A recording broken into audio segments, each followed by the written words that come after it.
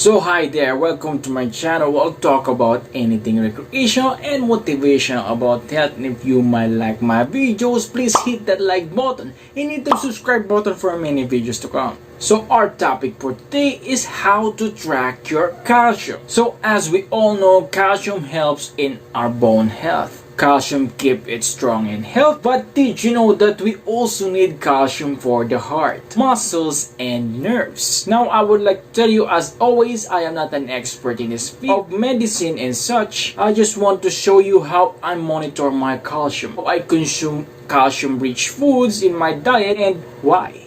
If you want to know more about that, then tune in to this channel. So calcium is vital to your everyday life. Calcium is an electrolyte that helps in building our bone. The function of blood cells regulates muscle contractions, nerve conduction, and clotting in our blood. In other words, it's an all-around mineral. All the more reason for you to know the right amount you need for it. Now let's talk about how much calcium you need.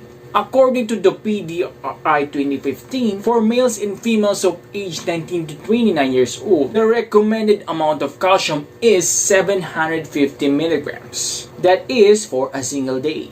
So how do you reach that amount? Simple. By eating these foods. So number one is the cheddar cheese. We have 27.7 milligram per gram of calcium. That is the density of calcium in the cheddar cheese.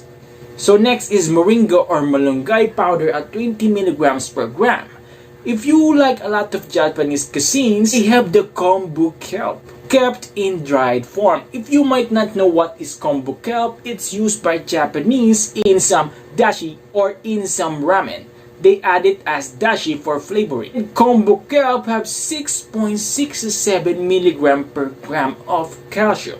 Next is mozzarella cheese with 5 milligrams per gram of calcium. Well, we have our local cheese. They also sport 4.7 milligram per grams of calcium. Next is this. We have 3.7 milligram per grams. I would like to note that these are just some of the foods that have high amount of calcium in them. So next is wheatgrass. We have 4.29 milligrams per gram of calcium. Also note that calcium also helps in muscle contraction. So bodybuilders need calcium too. So that is why whey proteins or the protein shakes are very useful in bodybuilding. So for example, this whey protein isolate have 4 milligrams per grams of calcium. Anyways, if you don't want the hassle of cooking and preparing and taking some of your time preparing these foods, there are a lot of milk brands that can provide you by the right amount. From your local stores to malls or to supermarkets, you can already find several of these foods that are very rich in calcium. For example, there are a lot of milk brands which have 15 milligrams per gram to 7 milligrams per gram of calcium in them. So how do I manage them? How do I manage the amount of calcium intake in my body? So initially, I take most of the calcium from glasses of milk. Well, they are convenient and a minute ready. Who wouldn't want that? Also, as a general warning, a lot of milk brands out there can have a lot of sugar mixed in them. I don't know why, but they are overdoing the overpricing of sugar. Well, note that sugar is unwanted. If you want a healthy body, minimize it. As a tip, the most amount of added sugars I commonly do is until 36 grams and a max of 70 grams of sugar. Note the added sugar I mentioned. Let's recall it. The recommended amount of the RENI or the PDRI is 750 milligrams of calcium. So first, I choose this milk. I make sure that there are lesser sugar, or I look for the product in the market that has the no added sugar in them.